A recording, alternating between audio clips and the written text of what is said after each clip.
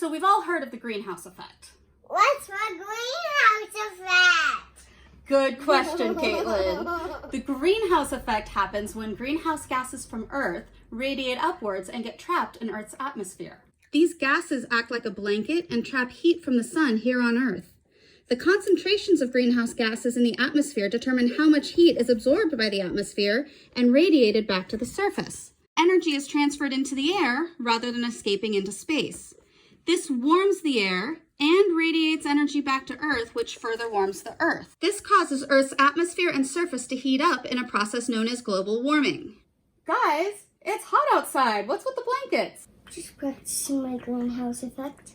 What are the greenhouse gases? I've got this one. The most abundant greenhouse gas is carbon dioxide.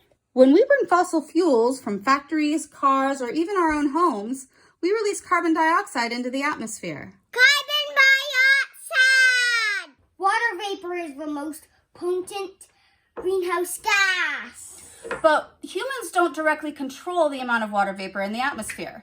That is controlled by temperature. The warmer the surface, the more water evaporates. This increased evaporation leads to a greater concentration of water vapor in the lower atmosphere, capable of absorbing heat and pushing it back toward Earth. Water vapor! Another important greenhouse gas is methane. Methane is more potent than carbon dioxide, but there's much less of it in the atmosphere. Methane also hangs around for a much shorter time than carbon dioxide. The residence time for methane? About 10 years. Carbon dioxide? Hundreds of years. Human activity is increasing the amount of methane. In addition to rice cultivation, the burning of coal and natural gas, and decomposition in landfills, livestock farming also plays a role in the increase of atmospheric methane. Cows produce methane?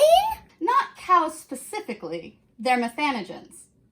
Methanogens are microorganisms that live in all of our guts and help break down our food for digestion, producing methane. And since cows are, well, flatulent, That means they bite a yacht.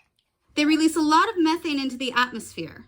In fact, livestock are significant producers of methane emissions, contributing 37% of emissions resulting from human activity. Each cow produces between 70 to 120 kilograms or 154 to 265 pounds a year. That's more than you weigh. Ew, Mommy, did you just contribute to global warming? Ew, Mommy, you stink on out. Me too. That's the last time I eat beans on toast. Another greenhouse gas, nitrous oxide, absorbs radiation and traps heat in the atmosphere where it can live for an average of 114 years. 1 pound of nitrous oxide warms the atmosphere about 300 times the amount of 1 pound of carbon dioxide over a 100-year period. However, it's not as prevalent or as long-lasting as carbon dioxide. Sources of nitrous oxide include agricultural and industrial activities, combustion of fossil fuels and solid waste, as well as treatment of wastewater. The process of removing nitrous oxide from the atmosphere also depletes ozone. Nitrous oxide! Speaking of ozone, did you know it's a greenhouse gas? Correct. But ozone can be helpful or harmful depending on where it is in Earth's atmosphere. That's right. Ozone occurs naturally high up in the stratosphere.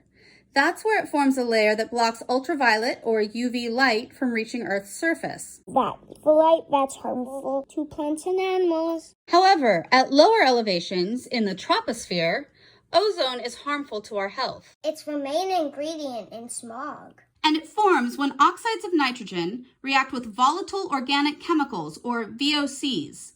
This happens when pollutants emitted by cars, power plants, industrial boilers, refineries, and other sources chemically react in the presence of sunlight. Ozone is most prevalent on hot sunny days in cities. But it can also reach high levels in cold months. Ozone can also be blown a long way by wind. So even rural areas can have high ozone levels. That's it for this video. Tune into episode 5 specifically on carbon dioxide. And in the meantime, think about what you can do to reduce your greenhouse gas footprint. Stay well.